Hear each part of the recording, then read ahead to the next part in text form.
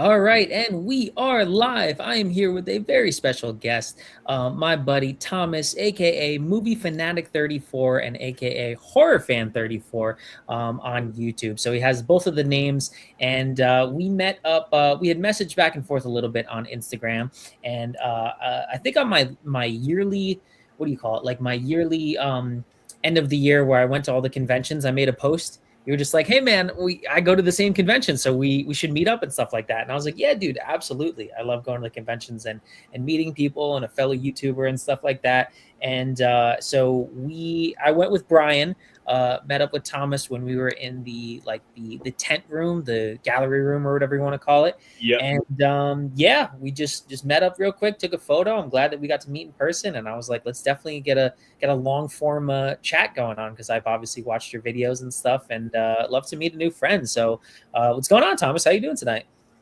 Hey, life is good, man. Life is good. You can't complain, man. I can't complain. Life has been really good. So I'm off tomorrow from work and everything, and this is a perfect time to just, BS around, chat a little bit for like an hour and a half, 2 hours, things like that. So yeah, man, it's life is good, so I can't complain. Yeah, man, hell yeah. I know we were talking a little bit backstage about if you are familiar with Thomas's YouTube channel, he does his Thursday night ritual with pizza. So you got your pizza, you got it all ready, right? You don't have to go pick it up or anything. Man, you bet. You got it ready, and you got your movie picked out, or you got the pizza too? Yeah, I always I got my thing picked out. Yeah, I'm gonna have something special picked out for tonight. And what's crazy is, like, when you look at what's really crazy is, like, I look at the ritual videos that I've done in the last like year or so, and it's amazing to me like how many views those things get. Like, I remember like maybe like a year ago, one of my ritual videos that I did where I had pizza in a movie and everything, it literally has like over 1,000 views. Dude, that's awesome. I can't, like, I guess people really like the food stuff. I don't know. Maybe you just never know what people will be into these days watching video wise. So, I don't know. Dude, there's a market for everything. It's crazy. There's foodies, and there's people who love movies, and it really is a thing to, when we were growing up, right? We would we're basically the same age, like a year difference. I think you're a year older than me. But yeah, I'm actually 2 years older. Actually, I'll be 32 in June. You got to update your Instagram when you hit. Oh yeah, yeah, I got your thing on there. I'm currently 31 years young. Yep, and I'm 30, so we're the same thing. But we were, when we were kids, or even now, right? We go get pizza, and I don't know, that really was a thing when we were younger, right? We would go out and get pizza and then go to the movie theater. And now it seems like it's retreated to doing takeout with pizza and then watching a movie like Friday night or something like that. So exactly. It really is a thing. Maybe it just, nobody understands the algorithm, but sometimes it hits the right algorithm, and then maybe the movie you were talking about in that particular video was perfect, and then it just spurs somebody else to go, hey, I'm going to do the exact same thing on Friday night or Thursday night or whatever. So it's awesome, man. It's cool. Yeah, it's but I'm forgetting one key thing though with a ritual is that I always say the best beverage to ever go with a nice hot pizza is a nice like cold bottle of Coke.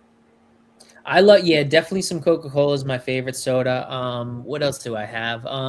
Like cherry Coke. Like, I pretty much like everything. Soda is definitely like my downfall, with like root beer and orange soda, Sprite. That's I really don't.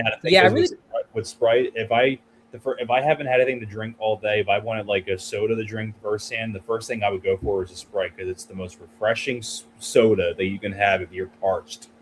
Dude, and then your first sip of it, you're like, like that sort of like thing.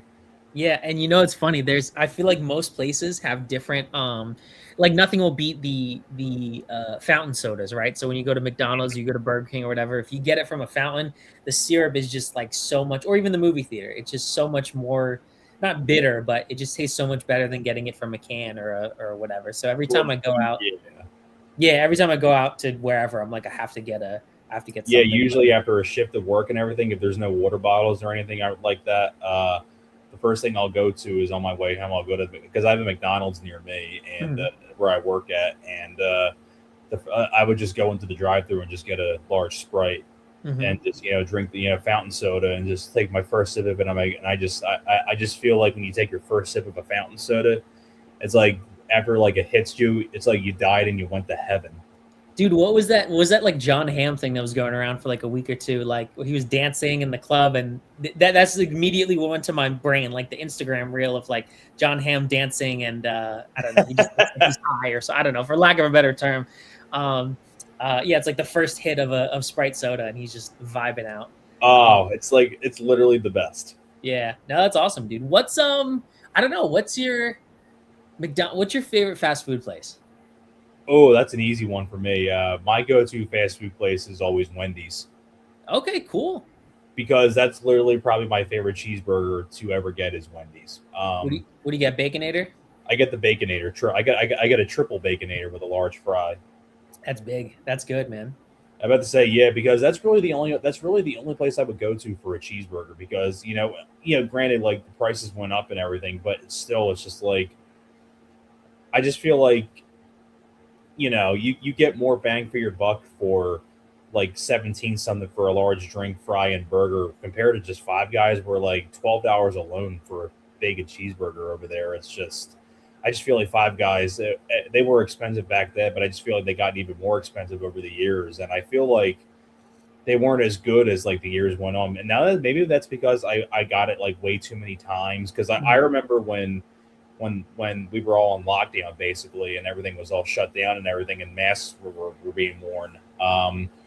My go-to place was always Five Guys, and I feel like it was so good. And then after a while, like it wasn't hitting the same anymore. Then started doing Wendy's, and really ever since then, Wendy's has always been my go-to place for fast food. Yeah. Now, what about you for fast food? Like, what's your go-to? Well, it's funny. It's funny you brought up Five Guys. I still love Five Guys. 100%. It's too expensive, but I think it hits on like everything that I love. I think the burger is great, and I get bacon on it as well.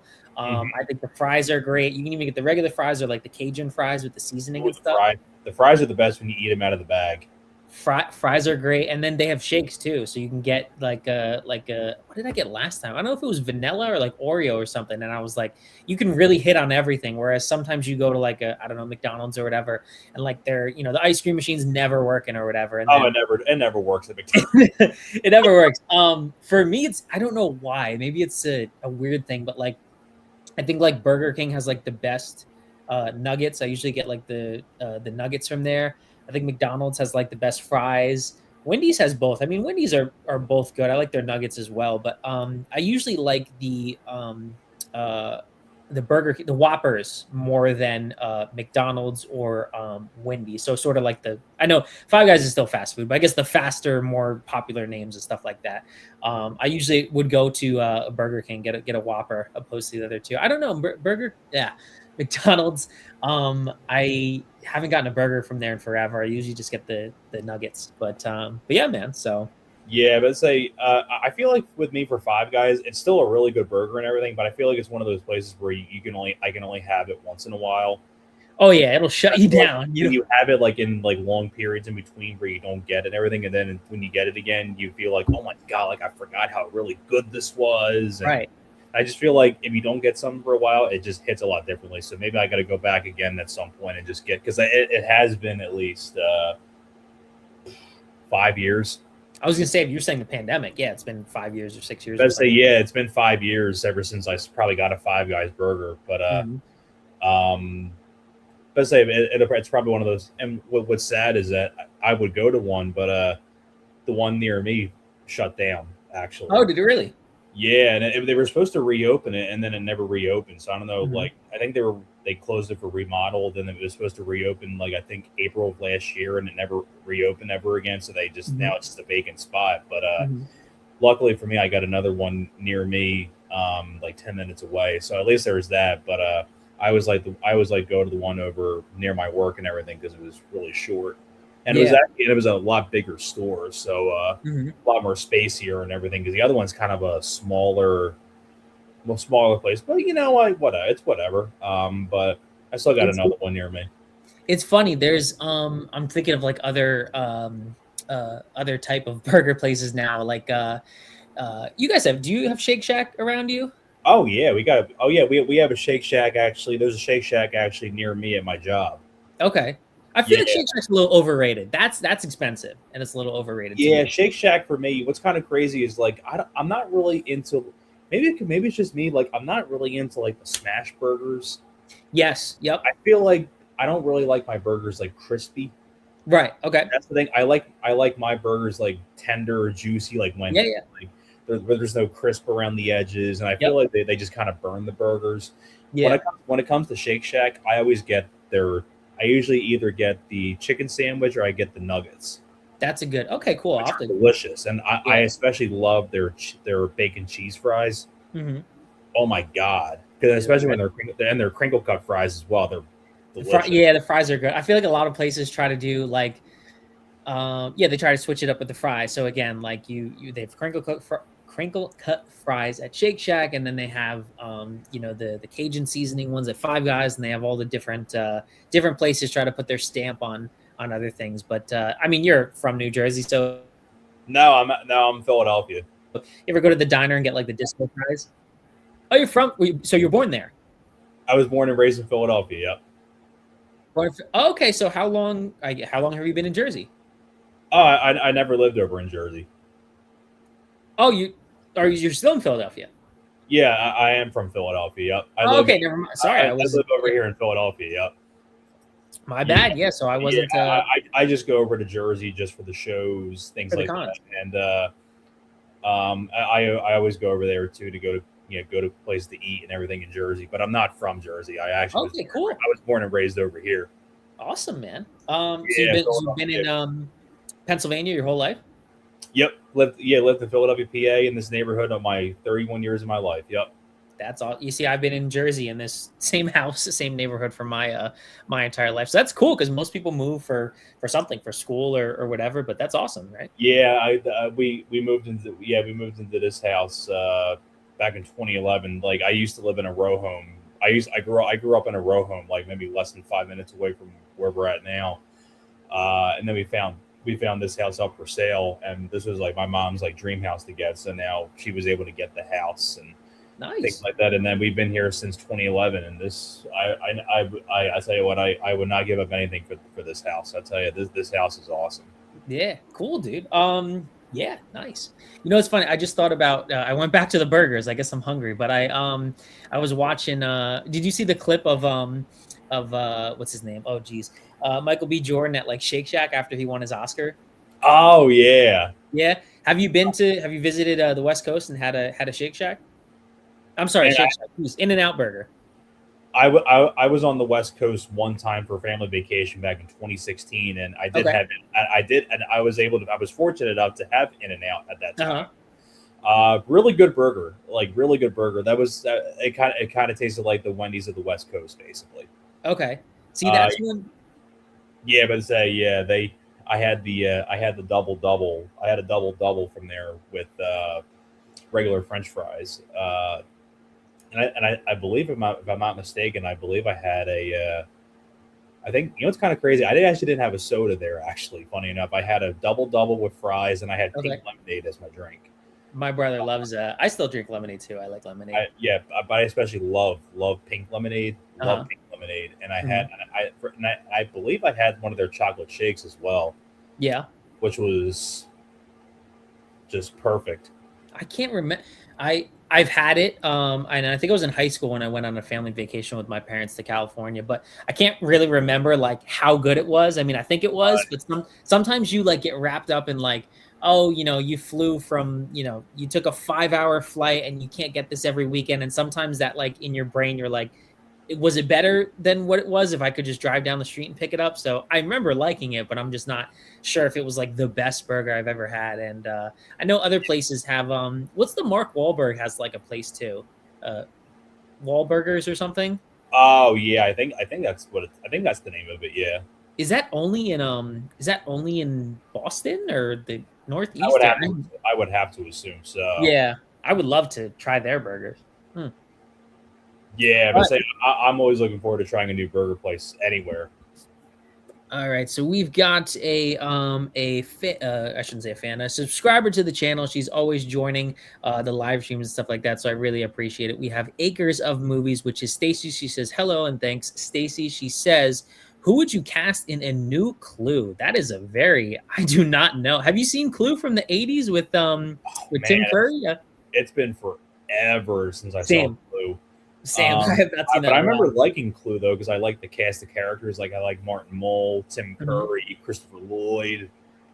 I don't really know who I would cast in the new Clue. I mean, I would have you would have to, I would have to think of like an old school cast for that one. I can't really think of like a newer school cast of people for Clue. I mean, I just feel like Martin Mull so was perfect as Colonel Mustard, and I like uh what was it, Christopher Lloyd as what was he, Mr. Green.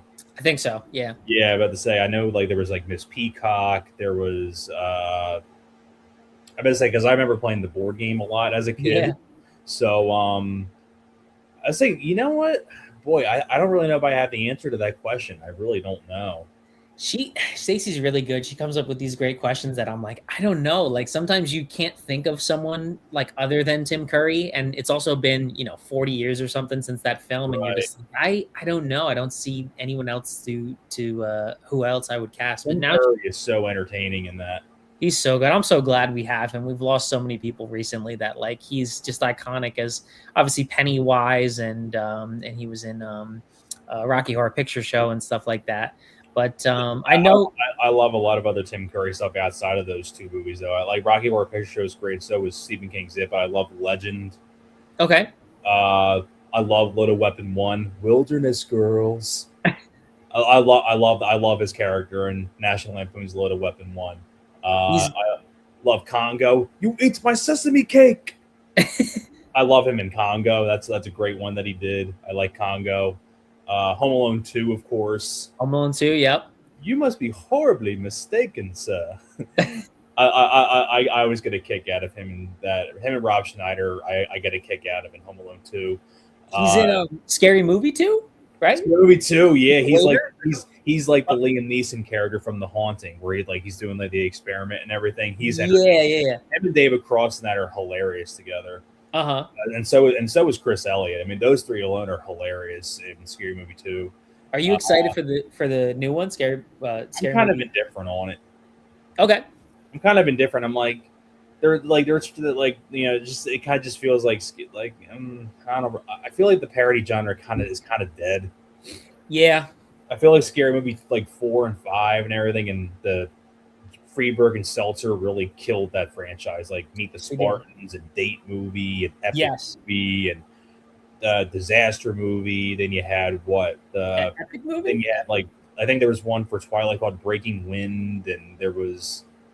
And it's just like I feel like the parody genre is so dead because like parodies back in the day, like Spaceballs, Loaded Weapon 1, Student Bodies, you had Naked Gun, you had I guess to a certain extent like Kentucky Fried Movie, Amazon Women on the Moon, you had Hot Shots and Hot Shots Part 2. You also had I even didn't mind Wrongfully Accused with Leslie Nielsen. You ever see Wrongfully Accused with Leslie Nielsen? No, I've just seen the Naked Gun film. I actually haven't seen the new one with Liam Neeson. I don't know if you have the Naked Gun. I've seen that one. That's pretty funny. It's good. Okay, cool. It's pretty funny. Yeah, there's one joke that I'm not going to ruin, but it's hilarious. Cool. The Leslie Nielsen bit, the funniest part of it. So Wrongfully Accused with Leslie Nielsen, like that, it's like it's a parody of like action films. Like if you look at the cover, it's an obvious parody of The Fugitive, basically. So there's a part where they parodied. It's like it's like the funniest bit in the whole movie. I laugh my ass off every single time I see this part. It's the part where, like in The Fugitive, where Harrison Ford escapes and he's on the run from the train. There's a part, it's like it plays out Leslie Nielsen escapes from the train and he's like going through the woods and everything, and he's like looking around, like hiding behind a tree and everything, and then out from behind the tree is the train, and the train comes alive and is like looking for Leslie Nielsen. So like the train like is alive and it's like looking for Leslie Nielsen in the woods and everything. Is like it came off the tracks and it's like looking for him. So I will say that that's like hilarious, but but the parody genre, I don't really know.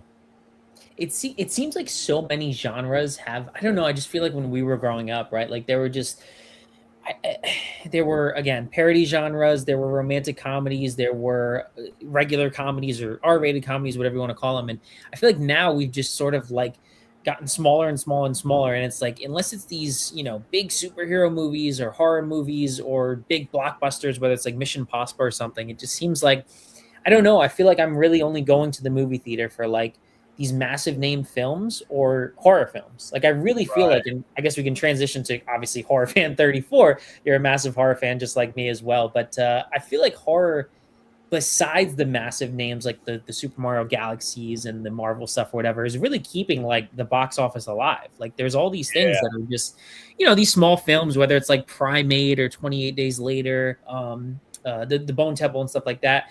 And they're consistently, they might not make $500 million, but if they make it for 10 million and it grosses 150, well, it made money. So I mean, look at Scream 7. Even if you loved it or hated it, it's the highest grossing Scream film yet. So I enjoyed Scream 7. I had fun with it too. I mean, it collapses. It totally collapses in the when we reveal who it is. The third act did lose a lot of steam. I feel like that was the weakest part of it, was the climax, the final act. Because I just feel like all the other ones had better the first six had better final climaxes. But I meant to say, like, but it doesn't ruin the movie for me, because I like a lot of stuff before that. I like the cast of characters. Good kills, good great gory kills, gory. Yep. And I like the new additions to the cast. I like Ethan Embry. I like McKenna Grace. I like Isabel May. Mm-hmm. I liked. Trying to think of like some of the other newer cast members that they had. Oh, the other girl that was with McKenna Grace from the new Ghostbusters movie, Celeste O'Connor. I liked her as well. Having Matthew Lillard come back as Stu, I thought that was nice. That was nice to see that as well. Right. Granted, it's AI, but right. It was just really cool to see Matthew Lillard again in a Scream movie. Exactly. Yeah, but I liked Scream 7. I actually did a full-on spoiler with my two other buddies on here, like on my buddy Alex's channel, because we streams are there all the time. But ours go on for like 5 hours. So what's your I haven't asked, what's your favorite slasher villain, and then what's your favorite like horror franchise as a whole? Because mine's Halloween. My personal favorite slasher, slasher franchise, or just like a slasher in general? So I'll just say my both is Michael Myers is my favorite villain or slasher, and then the Halloween franchise is my favorite, even though I think Scream is more consistent. There's not like a low of like Halloween Ends or Halloween Resurrection. Like there's really not a bad Scream movie. Granted, there's only 7 opposed to 13 or 14 or whatever. So what's the question? Like my favorite horror villain, and then what was the second part? So your favorite horror villain, and then just, I guess, franchise as a whole. It doesn't have to be the same, so it could be. I go along with you, actually. My favorite horror villain is Jason Voorhees, and my favorite franchise is Friday the 13th. Nice, dude. I mean, I have the. Let me see. I'll zoom in on you. Got the box set. Oh, you got the Scream Factory. Yep. They say I got it in between some of my. I got the Alien quadrilogy set over there. I got that 70s show box set. I got some VHSs over there, and then that's back in the middle, right where my finger's at. That's Friday the 13th right there. Hell yeah, dude. Yeah, about to say, and Friday the 13th, that's also the one I got the most autographs for. Okay. Because I have the in this I have a drawer next to me, and in that drawer I have the old Crystal Lake to Manhattan box set that came out years ago, where it's like 2 movies per disc and everything, and now I use that as my collector's item, basically. Oh, Crystal Lake Memories, yeah. Hell yeah, dude. This thing is like 8 hours. Speaking of that, hold on 1 second. Yeah. I'll go into my library. Oh, hopefully that doesn't ruin anything. Okay. Hell yeah, dude. Yeah, there we go. They're probably hard to find now. I've had mine forever, but I don't know.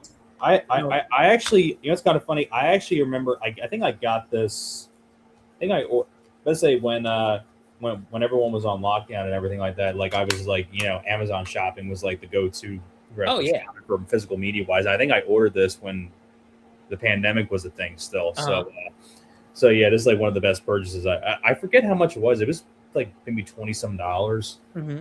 Give or, But give well or worth take. it. Again, when it's like 8 hours long or something crazy. And it even has the TV show in there. Remember the Friday 13th TV show? Right. Yeah. Yeah. So what's your I think your wallpaper for your YouTube channel, is that part 6, Jason? Yeah, that is part 6. Yeah. 6? Yeah, it's hard to tell. Sometimes it's hard to tell with the mask, but that's the more rounded sort of That's yellow. that's the CJ Graham part 6 look right there. Yeah, I've got my, yeah. let me see if I can grab this. I've got my sort of part 4 over here. Now that's sweet. Yeah, I got this from I think I got it from a convention. They're called, what's it called? 13X Studios.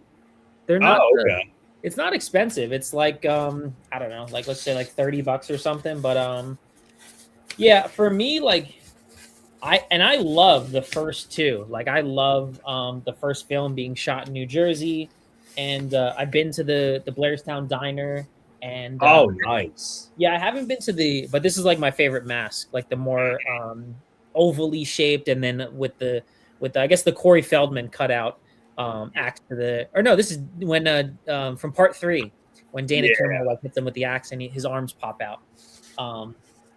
But yeah, I've been to the Blairstown Diner. They did an event they do an event for every Friday the 13th, I should say. But I went to one months ago in last year in 2025, and I've never been to the camp because you have to buy like tickets, and it's very expensive. It's like $100-something, but at some point I'll have to go, and you can walk around and do a tour, and they'll show you like, you know, like Kevin Bacon's cabin and all these people's cabins and stuff like that. So I would love to at some point. But yeah, no, I definitely love those films, even when they get a little hokey. Later I would say that's. I remember what made me fell in love with the franchise was actually I binge watched because I got the old box set as when I graduated from 8th grade in middle school. That was actually a gift I got as a present and everything. And I remember like later on that year we took a vacation down the Jersey Shore in Wildwood, and the room that we were staying at, the hotel room, like I just binge watched like a bunch of all 8 films in that box set, and that's what made me fall in love with the franchise. And I was like maybe 14 years old at the time. Yeah. And that's what made me fall in love with the character, and it made me fall in love with the horror franchise in general. So that's kind of a little story of how I got into Friday the 13th. Yeah. Awesome. So is there one that you, I don't know, what's like your, I don't want to say least favorite. For me, like, I don't know, A New Beginning, I don't have too much fun with like part 5, or I just have like the cheap, like whatever you want to call it. It's like a Walmart like 8 movie collection or whatever, right? Which goes up to Jason Takes Manhattan. These are like the Paramount 8 films. Yeah, for me, like A New Beginning, I don't have that much fun with, and like I mean the kills are still fine. New Blood's fine because it's like Carrie versus Jason. Jason Takes Manhattan gets a little too like whatever. I might say that might be my least favorite one. Is probably Manhattan, because it's kind of a lie. He doesn't. Really, he's on the boat the whole time. He doesn't really take Manhattan because a good chunk of it is Vancouver and not really New York. Vancouver. He's on the boat. Yeah, but it's like, and a good chunk of it it's on a cruise ship basically. Right.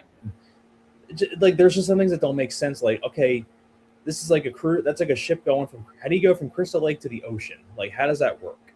Right. And if like, it was, yeah, right. And if it was in New Jersey somewhere, it's like, you know, a 20-minute boat ride or something if they're in North Jersey, and then it's like, you know, again, most of the runtime. But and then, yeah, you know, it's funny. I was talking with my other buddies last night, and we have loved like the 2009 remake.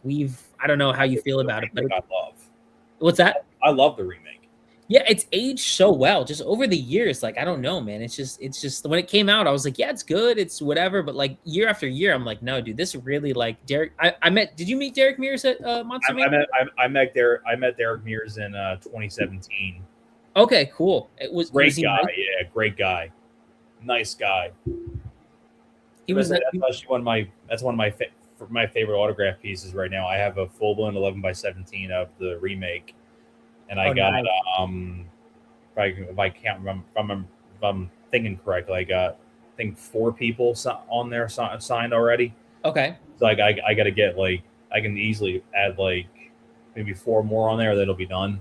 Mm-hmm. So I already got 4 signatures on there, and Derek Mears is one of them. So I met Derek Mears. He's awesome. Yeah, I met him last, I forget if it was the spring show or the fall show, but I met him last year at Monster Mania, and he was in the same room that you and I met, but he was so nice. I talked to him for like 5 minutes. Usually it's like a quick interaction, but he took the time, and I was all awkward and stuff, and he was like, "No, man, like what do you want to ask?" and everything. And like you know, I was saying how I watched the movie when I was young, and like your portrayal of Jason is just so like vicious and violent, and it's so much better than like, the other ones. And I mean, everybody, I love Kane Hodder. I'd love to meet Kane Hodder, but like for me, like those two were the best, like Kane Hodder and Derek Mears. Oh, you've never met Kane Hodder before, huh? No, I don't know. I mean, I've just started going to conventions. Like I think 2024 Chiller Theater was my first convention, and well, that makes me feel old. I'll tell you that. Well, how long have you? What was your first convention? How many years ago? And where? 2010, when I was 15. Dude, hell yeah! Do you remember who you met? Yeah, I remember that too. My first show I ever went to was Cherry Hill Monster Mania, and are you asking like the first like celebrities like in general met, or was like just the very first one I ever met? But no, just like the first show. And so in Monster Mania, who did you meet when you were? My first Monster Mania show I did in 2010. I met 3 people. I met the first person I ever met during my convention career was Lisa Wilcox. Nice. And then I met Amy Steele from Part 2, and then I met Betsy Russell from the Saw franchise. Those were my first 3 celebrity guests that I ever met at a convention. Nice, dude. Yeah, my first was Bam Margera at Chiller Theater in 2020 2024. Oh, is that the one where Tommy Chong was at? Yeah, he was seated like right next to them. It was like I met Tommy Chong, and then Tommy Chong and Molly Ringwald were right in the same. Yeah, I met Tommy Chong at that convention. Yeah, that's sick. Was he nice? Oh, he was awesome. He was just like his character on that 70s show. Yeah. Yeah. Well, speaking of, I know you showed it before, but I gotta show it to you because I think we have the same one. Do you have the Blu-ray set? I have the Blu-ray set, yeah, but it's actually I'll get it right here. Yeah, I have the same exact Blu-ray set, but mine has like a sleeve, has like the sleeve on it. So let me just get that here. But to say, yeah, yours is like this is like the complete series like this. Oh hell yeah! Oh wait, yeah. yours looks cooler than mine. Yours looks a little different. Yeah, mine is actually I got this. Yeah, mine has like the felt sleeve on it. I got this when it was first new. This is like out of print now. I bet, yeah. But yeah, this is where Tommy Chong signed right there. Dude, hell yeah! And on the back of it, I got Danny Bonaducci on there. Oh, dude, sick. Yeah, about to say I got a few people on this already. Oh, and I forgot another one on here. You can't really, I don't know if you can really see that, but right there, Brittany Daniel. Who's she play? She was in an episode. I think she was in one episode. I forget what character she played. She was in one episode, but she's mainly known for. She was David Spade's love interest in Joe Dirt. She was in White Chicks mainly. White Chicks. Yeah, she was in an episode of that 70s show. I forget who she was. I know she was like a relative of Eric Foreman. I can't remember exactly for sure. His cousin, right? Cousin, yeah. Oh yeah, Eric's hot cousin. That was the episode. She's like blonde and really, yeah. Yeah, cousin. That's right. Yeah, I know. Yeah. I couldn't put my finger on it, but yes. There's a lot of, when you go back, because that's one of my favorite shows too, there's a lot of cameos like you forget about, like Joseph Gordon-Levitt is in like an episode. Whatchamacallit's in an episode as Mila Kunis's mom in the first season. I think Eve Plum from the Brady Bunch. Really? Yeah, but she's only Eve Plum, from the Brady Bunch is in an episode. Yeah. Now, did you watch that 90s show on Netflix? I mean, I never really watched a whole lot of newer shows. I probably saw like 1 or 2 episodes, and I liked for what I saw, but I didn't see like the full thing, so I can't really comment on it too much. But I did like with the 1 or 2 episodes I did see. Yeah, I was surprised. I'm kind of like you. I think most of the reboots are just like cash grabs and not that good, but I actually did have fun with it. It was was like 2 seasons and I don't know, like 16 episodes, maybe like 8 and 8 episodes. But they have like, you know, some of the cast comes back and like it's focused Right. with the Eric and Donna's daughter is living in Wisconsin at Kitty and Red's house. So like you see them the most, but then like a couple times like characters will pop in, whether it's like Ashton Elsa Kutcher, or yeah, or Mila Kunis or Mila Kunis. yeah. So I thought it did a good job. It was better than that 80s show that lasted for like 4 episodes or whatever that I never was. saw an episode of that 80s show, but I've heard the reputation of it. Trash. Absolute trash. But I think the guy from what's his name? Oh god. Dennis from It's Always Sunny in Philadelphia was in it. Oh shit. And he was in that 80s show? Yeah, for like however long it ran. It didn't last very long, but no, Dennis from It's Always Sunny in Philadelphia. That's interesting. I never knew that. Yeah. I love well, speaking of that, I mean, I'm sure you love it. That I grew up on It's Always Sunny in Philadelphia. You must have loved it too. It's Always Sunny in Philadelphia is a good show. Yeah, that's a great show. Yeah. What's your favorite character from It's Always Sunny in Philadelphia? Yeah. But to say, yeah, I'm actually, man, I got to look up. Man, I got to think about this one. Mac. I always want to say my favorite. It's kind of a. I mean, I really like Danny DeVito as Frank Reynolds, but I probably say my favorite character was Charlie Day's character. Yeah, Charlie's good. Yeah, Charlie Day. Yeah, he's probably my favorite. Granted, he is like one of the big main stars of it, but he probably is my favorite character.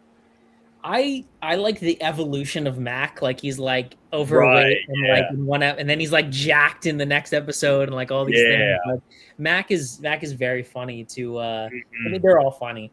But I don't know her name, but the woman who plays Dee has been has had this like awesome, like, I don't want to say renaissance, but she's kind of I don't know, she's been in a bunch of other films. I'm trying to find it here, or TV shows I should say. Caitlin Olsen was in, let's see, she's in some show called High Potential. She's in a show called Hack. She's in a show called the Mick. She's had this awesome run of like of branching out, I should say, from It's Always Sunny, and stayed in the television world. And then like Charlie Day is in he's Luigi and like the Super Mario Bros and like all that stuff, and horrible bosses, if you've seen that. And so yeah, no, they've really done. Although Glenn, I don't really know much that Glenn Howerton has been in. Yeah, I don't really know. Yeah, and obviously Danny DeVito is legendary. He's been in so much. Danny DeVito's great.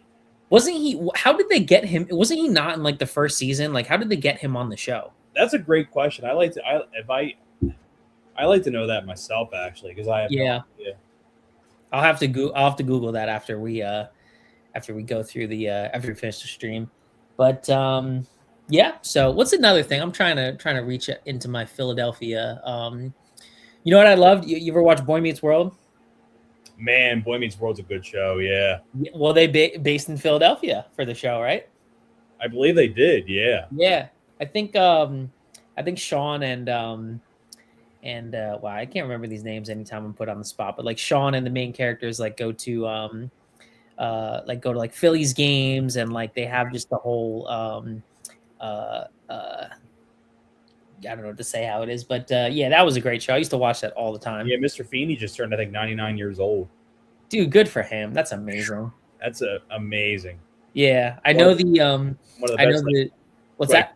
One of the best, like, I guess you could say, like, teacher figures in TV show history. Oh, 100%. Love Mr. Feeney. Yeah, good for him. There's so many. I miss. Speaking of like older TV shows, man, those sitcoms in the '90s were just the best. Whether it was House, Family Matters. Full House was my like. That was my go-to in the '90s. Was Full House. Yeah, I watched that a lot on reruns. It was on like Nick at Night and like all these other channels. Home Improvement was another one. Home Improvement. And I love '80s sitcoms. I love Alf from back in the '80s. I love. Trying to think of other sitcoms that were like. I think Perfect Strangers was in the '80s. Mm-hmm. But I especially love Family Matters in the '90s. Family Matters. Yeah, I can never get enough of Steve Urkel. I tell you, He's great. He's absolutely great. Yeah, I mean, what else is in the 90s? I mean, I feel like, yeah, like you were saying, so many people go to like the staples. Like, of course, we all love Seinfeld, and well, Seinfeld for me was really like before Friends really caught on. I don't know how to describe it. Like I guess because my dad loved Seinfeld so much. He just loved that sort of like dry humor and Larry David and Curb Your Enthusiasm and all that stuff. So yeah, I love the show Friends. I love that show. I like that show as well. Friends, Seinfeld, yeah. And that really broke out a lot of people's careers, like because Courtney Cox eventually would later get Scream and Jennifer. Like that's where they kind of got their start. All those guys, like you know, Oh yeah. like Courtney Cox would like I said would do the Scream movies eventually while she was doing the show, and then Jennifer Aniston would later have like trying to think of like they're in that realm of what she was in, and then She did Leprechaun. People forget she was the first Leprechaun. Yeah, film. that was before, yeah, like right before she did Friends. Oh, that was okay. Cool. I think it was the year before. I think what did Friends start in '94? And Leprechaun, Yeah, probably 94 to 2000. Leprechaun was '93, so that was like Okay. before she did Friends, and then Okay. she would eventually, you know, go on to be in a lot of romantic comedies, Oh yeah. and then you figure Matthew Perry, rest in peace to him, but Yeah. Matthew Perry during that time he would eventually have like the whole 9 yards with Bruce Willis and things like that, and then you had Matt LeBlanc. He would, I think, during that time he would do Lost in Space, based on the show Lost in Space. And then David Schwimmer would eventually have the Madagascar movies as the Yeah, I love the Matt. Yeah, that was great. Voice of the giraffe. He's probably my favorite character in the Madagascar because I just can relate to him in so many ways. I like Chris Tucker was the zebra. I think that was Chris Rock. Chris Rock, yeah, Chris. I like Chris Rock. Yeah, that was a good one. Yeah, Chris Rock as the zebra. Yeah, Ben Stiller as the lion. Yep. Jada Pinkett Smith. I know that's kind of funny how that's aged now because you know Jada Pinkett Smith and Chris Rock in the same voice cast together. Yeah, exactly. There you go. What would happen at the Oscars a few years before? Flash forward. That's amazing. I haven't thought about that. Then some of the other voices that you had in Madagascar, you had Borat himself as the lemur, Sacha Baron Cohen. Cedric the Entertainer was the main guy next to Sacha Baron Cohen, and you had Andy Richter as Mort, the little squirrel character from the Conan O'Brien show. Yeah. And then in the sequels, you would have people like Bernie Mac, Jessica Chastain would be in, I think, the third movie. Okay. Yeah, but I remember Bernie Mac played Ben Stiller's dad in the second movie. Okay. Which I think was one of the last things Bernie Mac did before he passed away. I remember what was the baseball movie he did? Oh, that was Mr. 3000. Yeah, I don't know why I remember that. I don't know if that was like one of his last ones, but I remember that. No, Mr. 3000 was a few years before. Okay. Transformers, he was hysterical, selling Shia LaBeouf the car. Yeah, I remember. Oh, yeah, I remember in the first movie, right? In the first one, yep. Yeah, in the first Transformers. That was the year before Bernie Mac passed away. Because that's hard to believe that Bernie Mac passed away in 2008. That's crazy. Dude, we were I was a preteen. I was like 12. I was 14 at the time. It's crazy. Yeah, I remember. Yeah, he actually. I remember that so well because he actually died on my mom's birthday, August 9th. Oh man. Of 2008. Yeah, we were actually down. We were on vacation at that time when that happened. Mm-hmm. And I remember. Yeah, I remember like the last few things he did were like Soul Man or Soul Men. I think with Sam Jackson. I think that was the last thing he did. Okay. I think Old Dogs. That was another one that was like Old Dogs. That was John Travolta, Robin Williams. Are they in the motorcycles? Oh, no. You mean Wild Hogs? Oh, gee, yeah. I don't know. You pulled that out of my brain. Old Dogs. Is that the one that you're thinking of with the motorcycles? Yeah. They're riding. Yeah. No, that was Martin Lawrence. Okay. Yeah, that wasn't that wasn't Bernie Mac. That was Martin Lawrence. Okay. I don't know. Yeah, I haven't seen Old Dogs. But I just it's hard to believe it's hard to believe it's just like the last like few years. So like if all the people that have passed away, it sucks. It's horrible. I mean, just look at the last few months. We lost so many people with Catherine O'Hara and we lost Damon Wilson. We lost Damon Wilson from Sanford and Son. Yep. And you figure too. I'm trying to remember like who else we lost this year, but I'm just trying to remember off the top of my head. But so many in a short time. It's just Let's see. I mean, so far this year we've lost. Yeah, TK Carter from The Thing passed away. Catherine O'Hara, Damon Wilson, James Vanderbeek, of course, he's passed away. Yep. Robert Duvall's passed away. Robert Carradine, of course, from Revenge of the Nerds, he's recently passed away. Yep. And then you had whatchamacallit passed away recently. Speaking of the horror community, Tom Noonan. Oh yes, Manhunter. Yep. Manhunter, Monster Squad. He just recently passed away. I was lucky enough to meet him at Monster Mania like 4 years before. Okay. Luckily, I was able to meet him for Manhunter. Thank God I did. It's crazy. And what's crazy is like when we think of people that passed away and everything. I remember Chiller Theater a year ago. I met Peter Kwong, who was Rain in Big Trouble in Little China, and then a month later he passed away. Yeah. Like I met him like in April, like late April, and then he passed away. I think the last weekend of May. It was insane. Like I read him like, what? Like I just met this guy. Like what? I had essentially the same thing because I met Michael Madsen from Reservoir Dogs, and he passed 2 months later. It was April to July or August or something. That's insane. Yeah. So that was I heard he was not in the greatest shape. I felt so bad for the poor guy. Yeah, I don't know if it was a medical thing or he was. I don't want to say anything bad, but I don't know if he was either. I think he was sick or medical thing. I don't know. I think he was really sick. I think he was really ill. But that stunk. I felt bad for that poor guy. I know, that was awesome. What a legend! I know, to meet someone from like great actor. Exactly. To me, and I got him on a Reservoir Dogs thing, but to get him on, I'll never meet Tarantino. So to meet someone that close to him is right. Is but we've got Stacy saying in the chat. Oh yeah. Arnie or Sly call you? Who you work with first? Who would I work with? Oh my goodness. I'm pretty biased on this one. Because of Rocky and I'm being a Philadelphia guy, I probably work with Stallone first, probably. But if one of those two called me, I probably go Stallone. Yeah, if I had to meet one, it's probably the same thing. Like I have the Rocky 4Ks and everything, but it's to me, it's like I would take Rocky and Rambo over Predator and I don't know what's the second biggest second like Commando.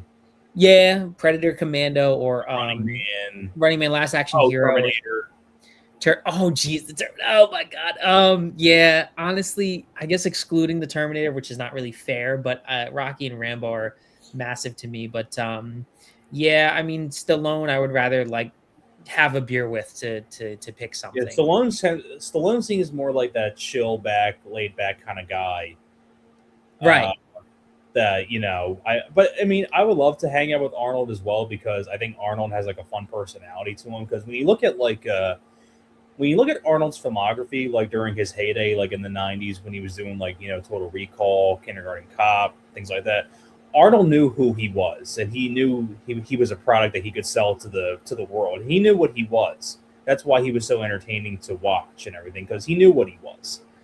Arnold, and that's the thing. Like Arnold is funny, like with Jingle All the Way, like and Kindergarten hilarious, and he can do those jokes, but like Sly, like he's just not funny. Like Stop or My Mom Will Shoot Her, and that's fine. Like he tried it, but it just doesn't. Stallone, I feel like Stallone was funny in Oscar. I did like Oscar.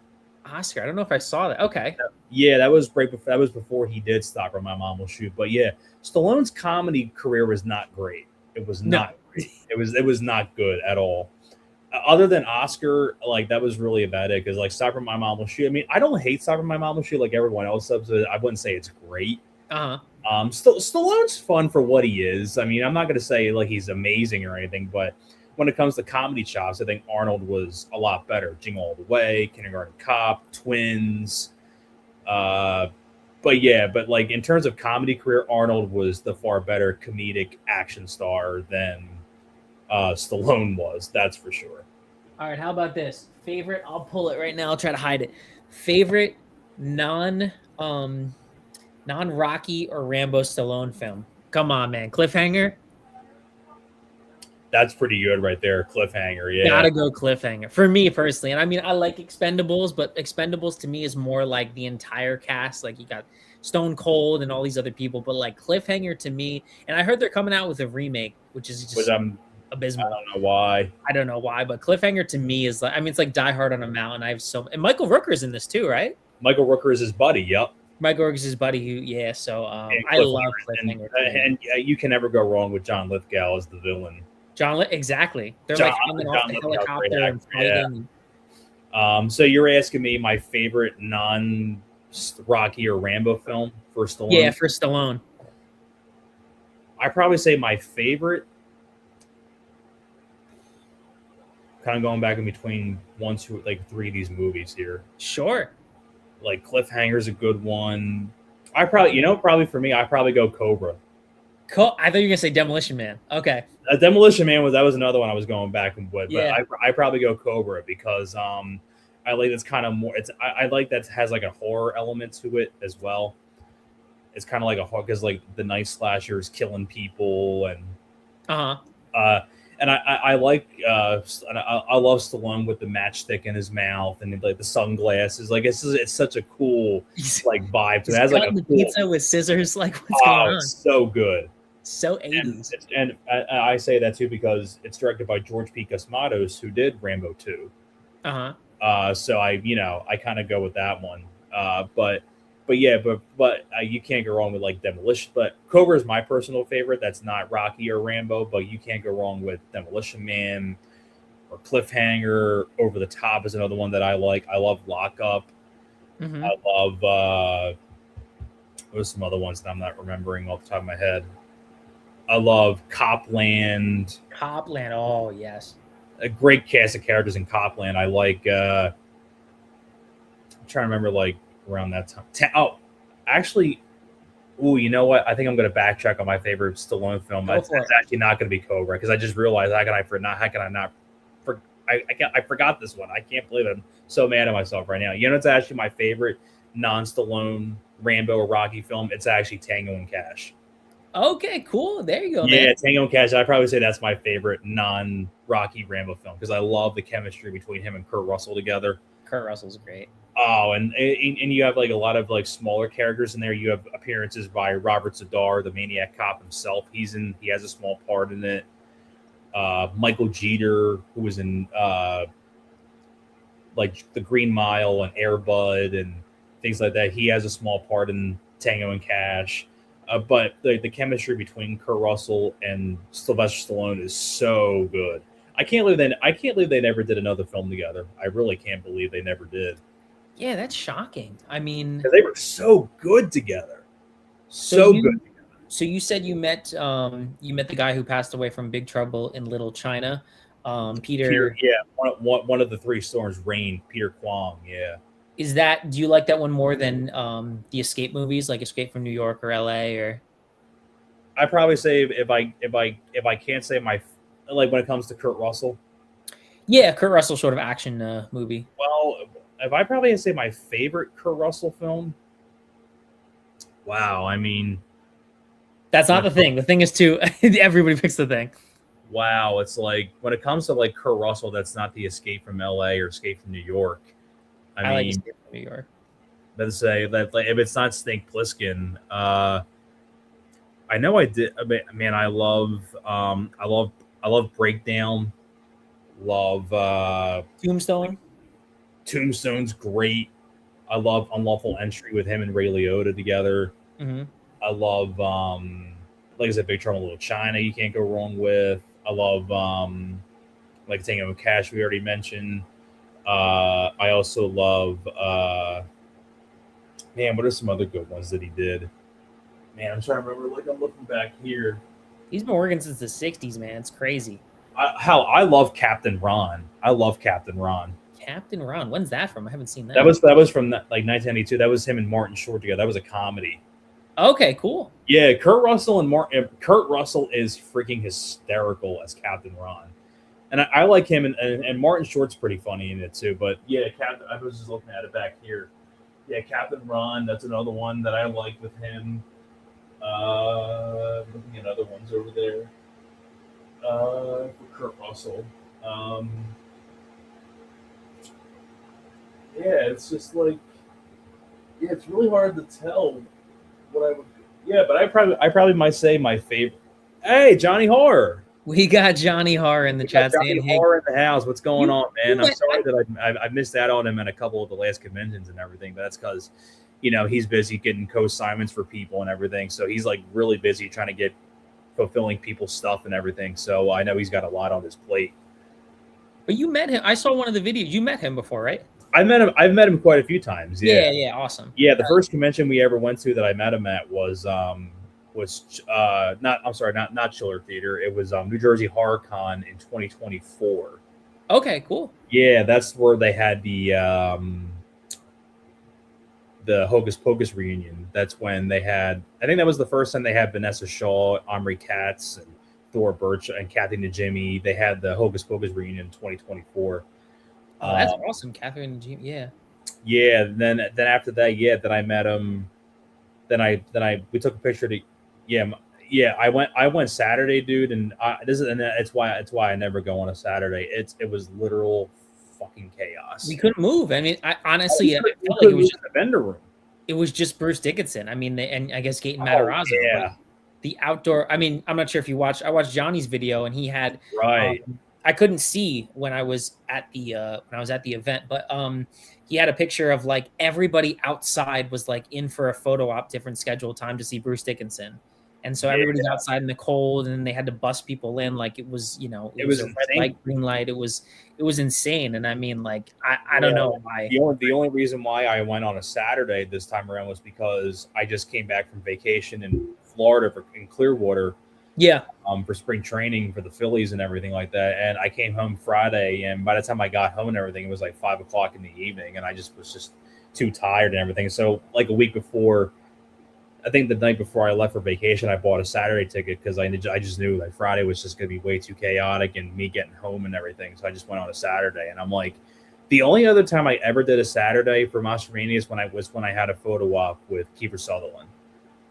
That was really the only, dude, I would do anything to. That was the only other time I ever did a Saturday, was because that was the only, because he wasn't there on Friday. He was there Saturday and Sunday. So what year was that for Keith or Sutherland? That was what year was that? Yeah. That was August of 23. Oh damn, man! I wish I would have known that. That's hard to believe. That was almost 3 years ago. That's gonna be 3 years. That's crazy. Was it, you don't have to say if you're not comfortable with it, but was it, how expensive was it to do the photo op for I tell you, for a photo op with Kiefer Sutherland, it was pretty decently priced, I will say. Okay. Yeah, but to say, I don't remember what I paid to get a photo with Kiefer Sutherland, but I think it was like, I want to say it was probably like maybe 120. That's not bad. Something like that. Yeah, it wasn't too bad. It was probably like the same. I probably paid the same price I did for Robert Englund, probably, which wasn't bad either. Yeah, but to say, I don't think. I think a photo op for him was pretty reasonably priced, I will say, as far as I can remember. Yeah, I mean, I'm sure it went up now. I mean, oh yeah, Creature Feature Weekend in Gettysburg. Gettysburg. I would love to go to that one, but I think that's a little too much of a hike for me. And plus, too, the people that I wanted there canceled, like Carter Wong, who was one of the other Storms, who was Thunder, and Sam Todd from Trick or Treat. But other than, I tell you what, if I had, I'm sorry, what were you gonna say? Go ahead to what you were gonna say before that. Speaking of Creature Feature, I'm not planning on going to that, but the girl from I don't know her name. Johnny will know because he knows everything. But the girl from Audition is going to be there. It's like her first ever convention. Yeah. I know her. I don't know her name, but I know who you're talking about. Yeah, bro, I would listen. That would be the reason to go to that convention for me, because she's stunning and she has a great performance in that film. But that's awesome. And then he also says, Horror Hound is another big one this weekend in Ohio. Yeah, it's way too far for us, but I mean, there's a lot of conventions I would love to go to because they get so many great guests. Like one of the ones I would love to go to is 90s Con in Connecticut. Dude, me too. Yeah, because when I look at 90s Con in Connecticut, they get like such a great plethora of guests. Like I remember, like I know the one year they had Christine Taylor, they had Gina Davis, and I know this year actually I'm gonna. Just bear with me here. I'm gonna I'll actually pull up the lineup here while I'm reading this off the screen and everything. Yeah. I'm about to say so. Okay, cool. So, yeah, when they go to 90s Con this year, like look at some of these guests they have this year. They have Selma Blair. They have looking at other ones here. And they're having Bronson Pinchot and Mark Lynn Baker from Perfect Strangers. They're having a Hocus Pocus reunion. They have Vanessa Shaw, Omri Katz, Thora Birch, Kenny Ortega, who was the director, and he also directed Michael Jackson's "This Is It." He's going to be there. Nice. Okay. Oh, and the whatchamacallit, or the two bullies, the blonde-haired kid, Ice, and Ice. Yeah, they're going to be there Ice. too. Yeah, Larry Bagby and Tobias Jelinek. Yeah, Freddie Prinze Jr. is going to be there. Rachel Lee Cook's going to be there. Heather Locklear is going to be there. Now, what kills me is that whatchamacallit is going to be there for Spaceballs. Daphne Zuniga. Is she the princess? Princess Vespa, yep. Oh, dude, that's awesome. And what I hate about myself is that in 2017, 2017 she was there when I met Derek Mears at, but I did not get her. I got PJ Souls and Derek Mears, and that was it. I did not get Daphne Zuniga. Okay. So, but you know what though? I didn't have a Spaceballs poster at that time, so I can't really say I really hate myself for not getting her because I didn't have one. But and what kills me is that Rachel Lee Cook I was supposed to meet at the Christmas con a year ago, and she got changed from Saturday and Sunday only, and I was going Friday. So I missed out on Rachel Lee Cook because I really wanted to get her for Get Carter with Stallone. And then Freddie Prinze Jr. I like to get for I Know What You Did Last Summer. So I was about to say like that. Yeah, and I'm about to say I don't really. And John, I know Johnny just mentioned Horror Hound in Ohio. I want to see who the lineup is for that one. Here you go. Cincinnati. Let's see who we got here. Yeah, let me know. Whoops, that's not it. That's not where I wanted to go. Horror Hound weekend. Where do you go to guess? No, that's not it. Where are the guests at? That's not. I'm looking for the guests. Let's see. Okay, here we go. Yeah, okay. Matthew Lillard, Skeet Ulrich, David Arquette. Oh, Danny Trejo. That's cool. Oh my God, Elvira's going to be there. That's sick. That's sick. Yeah. Elvira. Dee Wallace. Ralph Macchio, Billy Zabka, Ethan Embry, Kevin Dillon, Ruby Modine. Man, I need to get Ruby Modine after I met Rowan Campbell for Silent Night Deadly Night. I got to get Ruby Modine next for her. And Jessica Roth from Happy Death Day. Mm-hmm. Griffin and David from American Werewolf in London. Gina Gershon, Jamie Kennedy, Lori Petty, Dee Wallace. Oh my God, Chris Stuckman's going to be there. That's crazy. Tyler Mane, Chris Stuckman, Dig.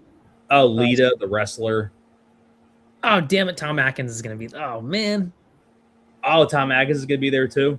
Yeah, I'm scrolling with you. Yeah, I met Tom Atkins before. Yeah. Oh, Scott from Dawn of the Dead. Dude, this is sick, man. Holy crap. Wow. I'm trying to look at what else.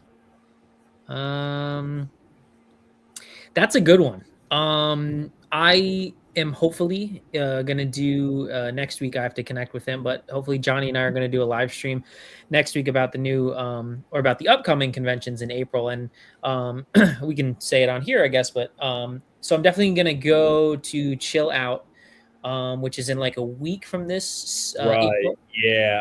I unfortunately, I can't do Chill Out Expo. It's just way out of my price range for me. And plus two, I go to Chiller Theater in April. So like, I can only really choose one convention to go to, and I always go Chiller Theater because like they get like the vast majority. It's like a vast selection of guests and everything that you can pick and choose from. Like they get so many.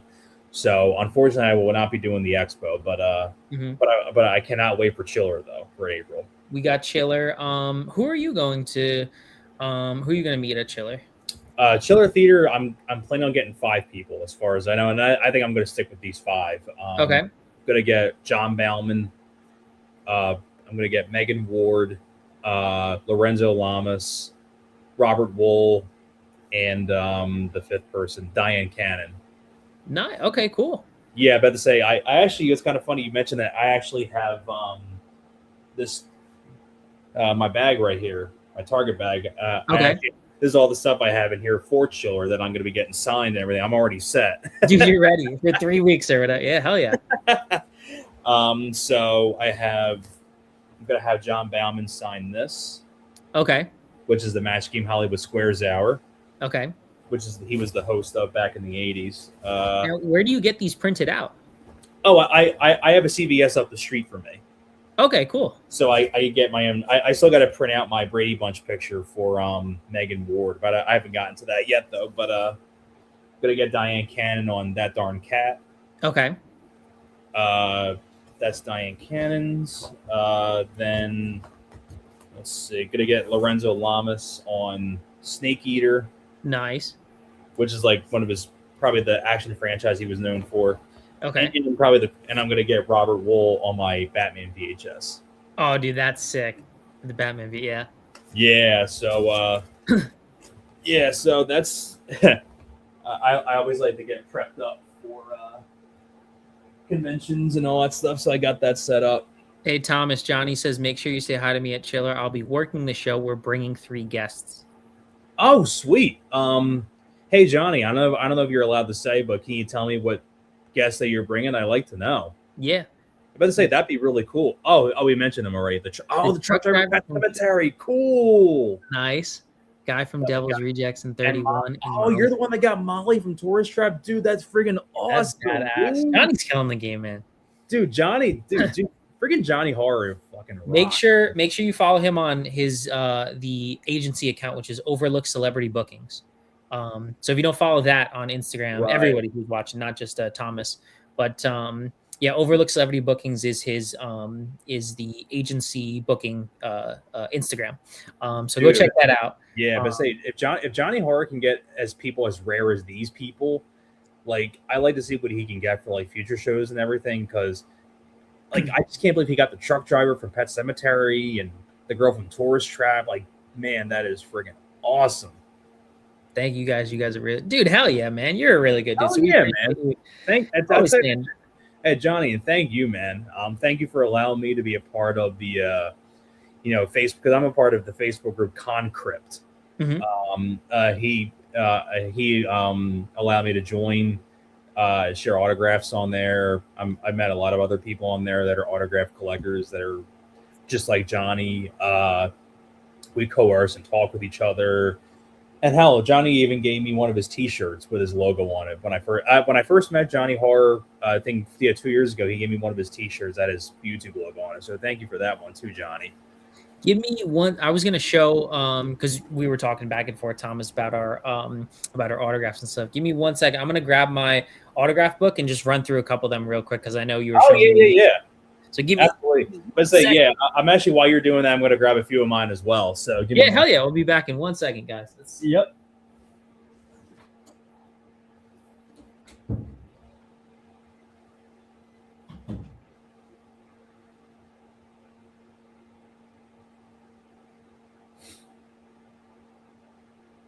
Ooh, these are really dusty.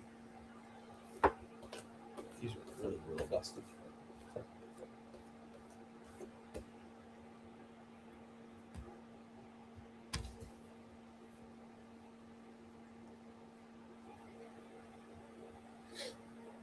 Yeah, that old school shirt. Yeah, I actually, Johnny, you mentioned the old school shirt and everything. I actually have it in my bureau drawer right now.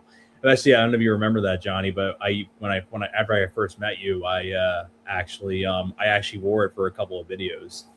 It was kind of funny when I wore the T-shirt and everything like that. You completely forgot that I was wearing it. You're like, oh shit, like you're actually wearing my shirt, and it took you a little bit to notice. Hey, but Johnny, man, like I said, Johnny, I'm sorry that I've missed you on the last couple of times at conventions. It was, like you said, so chaotic and things like that. And I know that you are busy with getting co-assignments for people, because I know you like to do business for a lot of other people. So I know you got a lot of stuff to do and everything. And I'm just, maybe that's another reason why I don't get to meet up with you, because just because you have a lot of stuff going on with other people and you got to get their stuff signed, things like that. So, and I just couldn't imagine how busy it was and everything. So, don't mind me. I'm talking. I was just following some of the. No, I appreciate it. Keeping the audience entertained. He says, "Yeah, you got that old school shirt." Absolutely. Yeah, but say I got that in the bureau right now. I was telling Johnny that I've missed out on the last couple of conventions and everything like that. But I was just saying to him, hey, he, like you said, he has to do co-assignments for like tons of people, like getting him through the mail, things like that. He's got a lot of people to take care of, so that's probably a lot on his plate. Mm-hmm. And I'll tell you, he does a great job. I don't know how he juggles it and everything like that, but he's a trooper. He rocks. He does, yeah. I was at I saw him at I Heart Horror, which I'm not sure if you've been to, but I was there. I went there once a year ago. Okay. I went there for Patty Mullen for Frankenhooker. Oh, sweet. I got the two Burning Girls, Bonnie DeRosky and Shelley Bruce, and I got Ernie O'Donnell from Clerks, and I also got Terry Alexander from Day of the Dead. I got he represented Nancy Ann Ryder from Scream, and I have the bathroom girl, yeah, that one I couldn't bring. I have it in the other room, but I'm working my way through the Scream 1996 cast. So I got her, I got Lenora, who is the cheerleader in the bathroom, and then I have I just got from Monster Mania Skeet, the last month, Skeet Ulrich, and then the one before that I got David Arquette. So that one's slowly but surely coming nice through. Yeah, I like to add on that one, but I'm gonna run through real quick, nothing too crazy. So the first I got some here too, but I'll go after you though. Sure. So the first autograph I got Bam on my Jackass DVD. Nice, very nice. He did on an orange in an orange font, and then I picked out this photo of him. Now that's cool right there. Yeah, I was like a rookie, and that was my first time going. But he charged more. I don't know anything about this stuff, but they personally charged more for like putting your name and like a quote or whatever. So I was just like, yeah, let me just have him write Bam. But I wish he would have wrote to Adam. I personally like when it's personalized. Oh, when it's personalized, I like that too. Yeah. So then I got, and this was also at Chiller. I got see if I could put it on there. This is Sarah Karloff, Boris Karloff's daughter. Oh, yeah. Okay. She was there, and that was so cool just to be, to meet her. And she's, God bless her, she's like in her 80s or something still. That's crazy, yeah. Rocking. I got from Monster Mania also Daniel Harris, who was a Harris. I love that green Sharpie. Right, the Sharpie looks good. The two Adams, she had Happy Halloween, and I had to have her a picture of Jamie as the killer clown at the end. I've got also from Chiller. Whoops. We got Linda Blair. Sweet Dreams.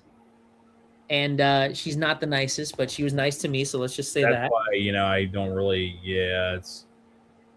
her line was, were you there? You must have been there for that one, the Chiller in, I guess it was the spring show? Yeah, I've been the Chiller ever since I started going to Chiller in 23. She was like an hour and a half late, and the hallway was hot, and it was a mess. It was an absolute I've heard, yeah. Then we got, rest in peace. Thankfully, I got to meet Michael Madsen. Yeah. And that's from Reservoir Dogs, right? Yeah, I think I wanted him to. I don't know if I remember it. I think I wanted him to put it in yellow because he's Mr. Blonde. But I guess he just didn't do that. We've got Danny also from Chiller Theater. Oh, Danny Lloyd, yeah. Red Rum, gotta love it. We've got, this was at the Friday the 13th event. We got Bill from Part 2. I got Bill Randolph. Jeff. Yeah, Jeff. We've got. I still got to get him at some point. He was at the, I know it happened already, but he was at the, what's it called? Oh, was it the Sideshow Market? Yeah, the I Heart Horror one with the one that Nancy was at as well. He did that one because I know he did one of the horror Sideshow Markets in like December this past year. He should be around. He's always around. Yeah, I know it's not Chiller, but I swore I saw him. Maybe Johnny can put it in the comments, but I swore I saw him for an upcoming something. Maybe it's Chill Out, or maybe it's, I don't know. I've got, this was also at the Friday the 13th. We've got Jerry Only's son. Oh, nice. In the Misfits, and he was rocking his makeup and everything. This was the one I was talking about when we were talking about Derek Mears. Look how sick that is. No, that's a great. I like that right there. And he wrote "Stalk You Soon," I think, right there. Yeah, like it's kind of funny on my poster. He put for me, "Murder You Soon." I love it. Oh, that's so great. At the first and only time I went to New York Comic Con, I got Jim Cummings. Cummings. Now that's a legend right there. Winnie the Pooh. I think Darkwing Duck. Yeah, Darkwing Duck. Darkwing Duck. Tigger. Cat. Eggman. so many people that I couldn't even. I think that's Ed from The Lion King. There's like so many people.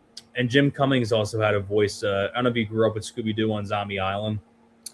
I've seen them. Is that just a Well, I'm just saying, like, it's probably not one of his characters on there, but he had a. Do you ever watch Scooby-Doo on Zombie Island? Probably. I can't remember the name. He was, yeah, remember the scene where they go to the island and remember they go on the ferry? Okay. He was the ferryman, Jacques, the French guy. Dude, that's awesome. Yeah, it was like, I'm like, I know that. I'm like, that's Jim Cummings. I'm like, I know that sounded familiar. I'm like, yeah, I know that sounded familiar. So far, the most expensive I paid for an autograph, $120 for Mr. Huey Lewis. Yeah, I think I saw that in your Chiller video. I think. Yeah, his line was pretty crazy out the door, but it kind of went by smoothly. But I was not going to pay. There was no combo, so I was like, "There's no way I'm paying for 120." I'm going to say if there's no combo and everything, I'm not doing it. Combos. The fact that they stopped doing combos just make me so angry. Like even if you charge like $200. Like, so 120 would just be an autograph, but like 200 would be for the combo. Like that would be ridiculous, but it would at least be like, it gives you the option. Like the fact that it would be $240 for, like, who could afford this? It's insane. But it's a great, I think this is from I Want a New Drug, the music video. It's got like the yellow and the red suit and everything. I like the blue marker. I didn't get a picture with her because I ran out of money, but we got Tara Reid. Yeah. Had to get the classic poster. She was nice, very quick interaction. And then we got this was from the Oaks PA show, the Karate Kid with Ralph Macchio. Oh, we got Ralph Macchio, yeah. Yeah, I didn't have enough for William Zabka because I had to get my boy Jackie Earl Haley. Jackie Earl Haley for Watchmen, yeah. Yeah, I'm a big Snyder Watchmen guy, so I had to get Jackie. And then same show, Amy Steele, my favorite final girl from part 2. Amy Steele, Ginny. Nice. And from the most recent show. And then Linda Hamilton, yeah. Bothered me that she charged for writing your name and like other things. So she didn't write Sarah Connor. It was like an extra $20, or To Adam would have been an extra $20. I was like, nah, 90 is enough just for her signature. Right.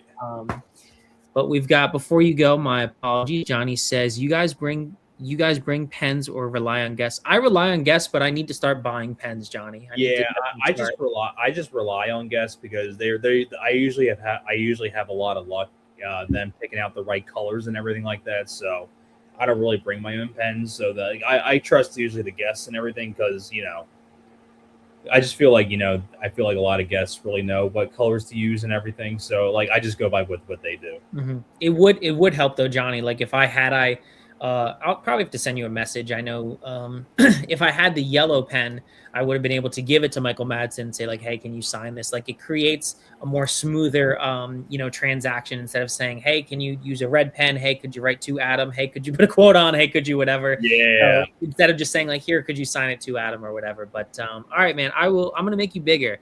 And so you can get the whole screen and we'll see what you got.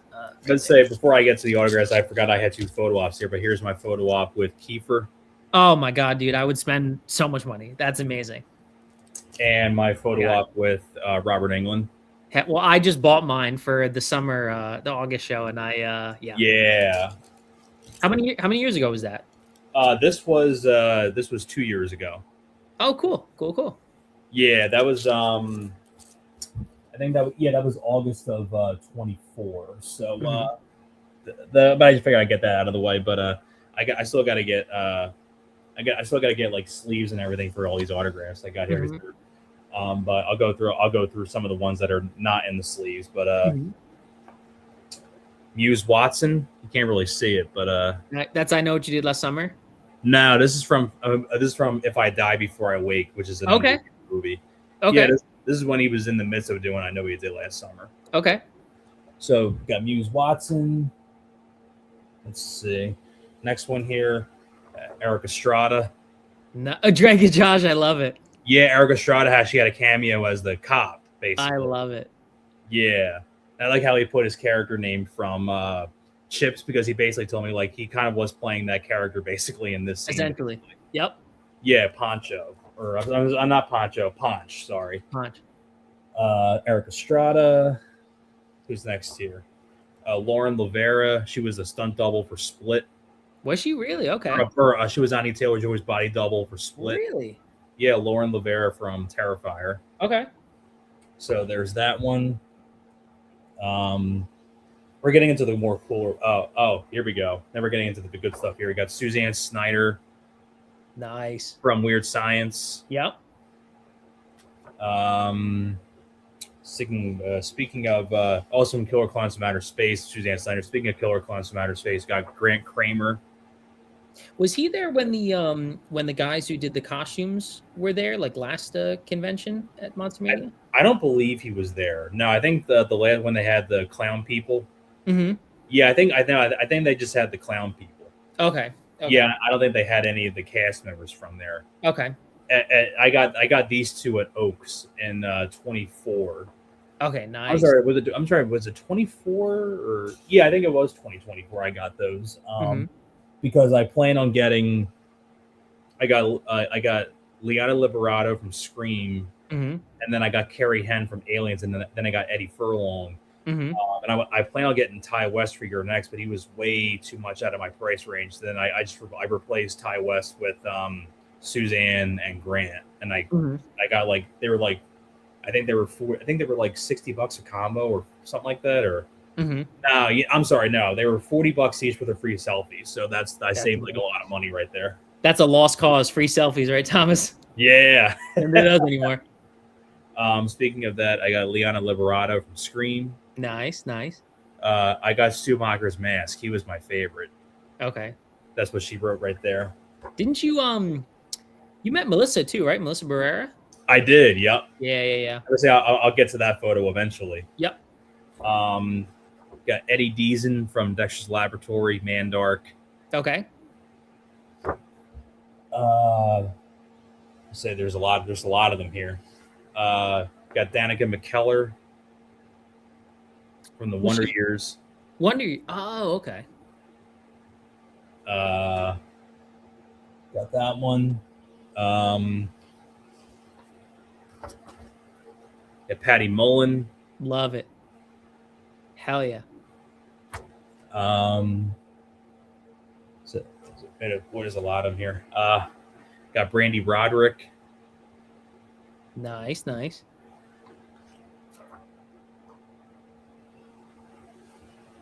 this is one of my favorite ones. At the New Jersey HorrorCon, they had a Halloween Town reunion, and they had Kimberly J. Brown, her husband Daniel, Robin Thomas, who was Calabar, and they had a little brother.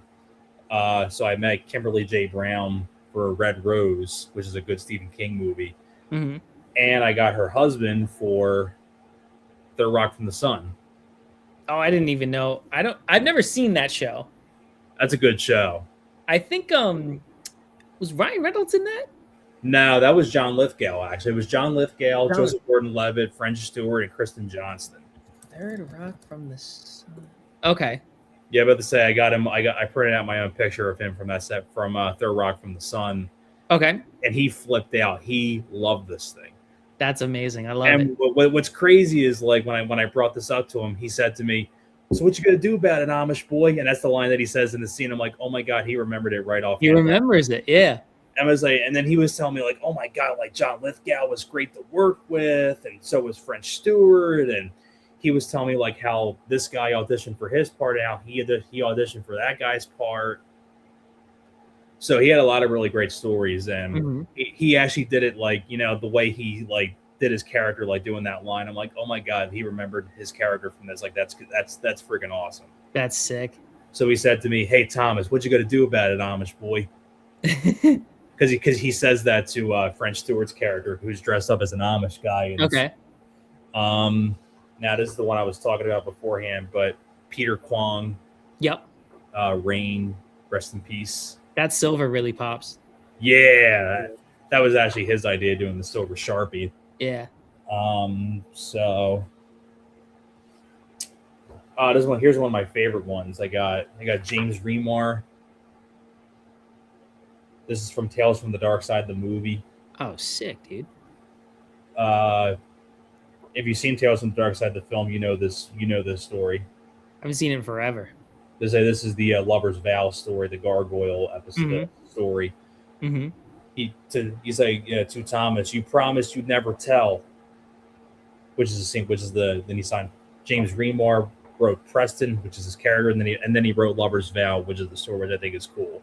Do you usually ask for a certain quote, or do they usually just add it? I once in a while ask for a quote, but Mhm. they usually always put one for me too. Okay, cool. I didn't even ask James Remar for a quote. He just did all that himself. Yeah. All right. Cool.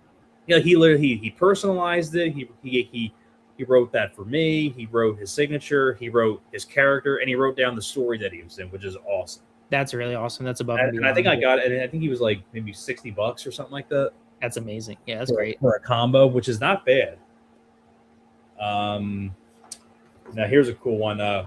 Mike Starr from Dumb and Dumber. Oh, cool. Yeah. Guys. He was probably one of the nicest people I've ever met at a convention. That's a great signature too on the placement of the furry, the car. Yeah, but I think he did it in like a dark blue.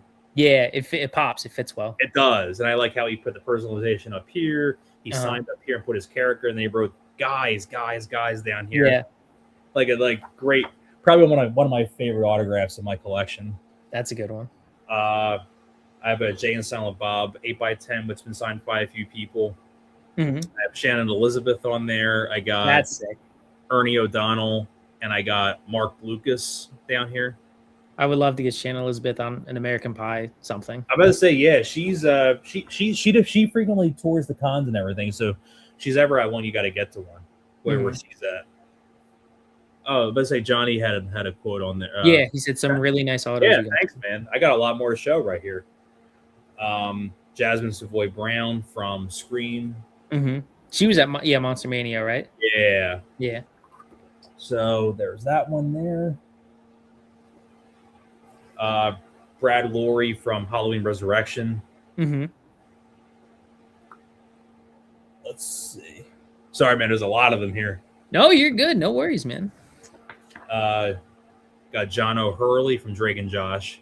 That's great that you get, and Drake and Josh. Dr. Nussbaum. What's that? Wasn't he Dr. Nussbaum?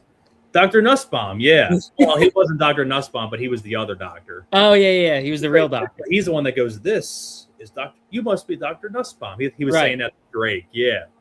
Amazing. It was from this episode, yep. So, yeah, that's a pretty sick one right there. Now we're getting onto some of the other ones here. Got Megan Kavanaugh from League of Their Own. Nice. Marla Hooch. And speaking of League of Their Own, got Freddie Simpson, who was Ellen Sue. That's a good picture. Her pitching. Yeah, great picture. They had a couple good pictures from League of Their Own. It was kind of hard to pick out which one would be the best one, but I like that one the best. Who we got next here? Another one of my favorites that I met at a convention. This was at Chiller. This was actually the last Chiller convention. That Robert John Burke from Stephen King's Thinner. Yep. And he was RoboCop and RoboCop 3. Mm-hmm. Probably another one of the nicest people I've ever met at a con. Mm-hmm. Here's another great one that I met. Madeline McGraw from the Black Phone. Oh, that's cool. Yeah. She was at the Oaks PA one? Yeah, she was there with Jeremy Davies. Yes. Yep. Like I liked how it pops up on. I like the silver on that dark background. Yep. There's that one. Speaking of, you mentioned Karate Kid, Billy Zabka. That's a great pick. Yeah. I'm about to say that I can get Ralph Macchio on this one and get him the sign on the side. Perfect. That's a great shot right there. I love the crane kick. That's like the final shot where he defeats Johnny. I love that picture. Mm-hmm. Got Brandon Routh. Superman. Yeah, I got him at the Christmas con last year. Yeah, Brandon Routh. Got two more here to show for that are not in the sleeves yet, but here you saw this one already. Katie Featherston and Mika Sloat from Paranormal Activity. Mm-hmm. And then, of course, the most recent one, of course, is Rowan Campbell from Silent Night, Deadly Night. I still gotta watch that, man. The new one. People said it was good. A lot better than what I thought it was going to be. Right. Sure. Okay, now we're getting in. Here's a couple in here that are in some protective sleeves. But okay. Christopher Mintz-Plasse from the Fright Night remake. That's sick. Evil Ed. Yep. Ashley Greene from The Apparition, but she's mainly known for Twilight. But okay, yeah, I've never seen that. Yeah, I've never seen that. Now we're getting into some more Scream autographs. Tony Revolori. Yep. From Scream 6. Mm-hmm. He wrote to Thomas, I just had massive blue balls. I just had to practice. And this is the one that you mentioned already before, but Melissa Barrera. Yep, her line must have been insane on Monster Mania. Her line was at least 4 hours long. Good Lord. Oh. And that's like the craziest one for me, because that's the end of the 8x10s. And I got one more here to show real quick. It's a DVD, but got Heather Graham for License to Drive. Nice, dude. Signed it right up there. Did you meet Corey Feldman was at Chiller? Did you meet him? I did not. I have never met Corey Feldman yet, no. Yeah, he's long line. Very long line, yeah. So, yep, that's just some of the autographs I got right there. No, dude, I appreciate it. Yeah. That was awesome. A lot. Just having fun talking about the talking about the our conventions and everything. I know you'll for sure one of us will shoot each other a message for Chiller, and we'll meet up for that. I don't want to cut it off. Well, we're kind of at our time a little bit. Selfishly, I'm gonna watch a little. You watch March Madness? I was about to say, I watch a little bit of March Madness, yeah, but I mainly watch a lot of NBA. Okay, cool. But I will watch March Madness every once in a while, yeah. Yeah, I'm gonna throw on whatever's on in the last man, I can't speak. I'm gonna throw on some of the games right now, but it's funny. People were talking about the Oscars the other day, and I was like, I was watching the World Baseball Classic against Venezuela, yeah. It's Venezuela, but no, dude, I really appreciate you being on. I'm glad that we got to talk for longer than a little bit when we met at the convention at Monster Mania. Without further ado, man, plug away your channel, your Instagram, everything. I'll make you bigger, and tell the people where they can find you.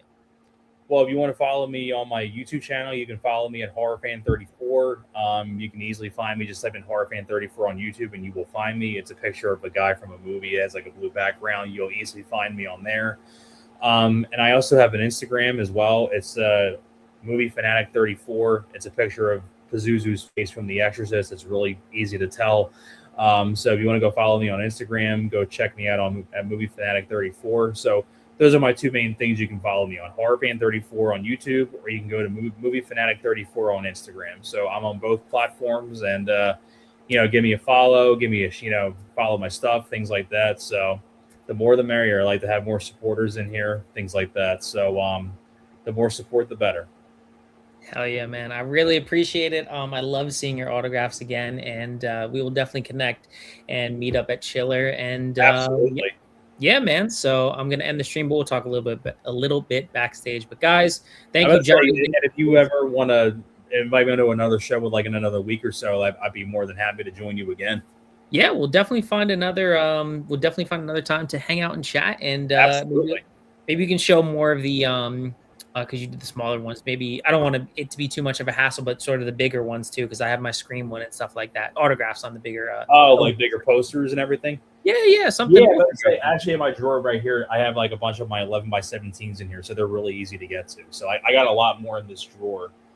Yeah, that's like next to me right here. I got a lot of other ones that are not out there, but I have a ton of autographed DVDs, Blu-rays, posters, like little 8x10s, you name it. There's like a bunch of stuff in there. So yeah, probably on the next one that we do, I'll have to show you more of them.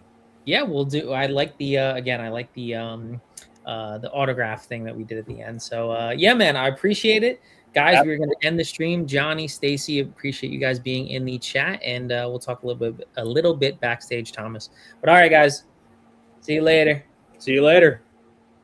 And oh wait, nope, 3, hopefully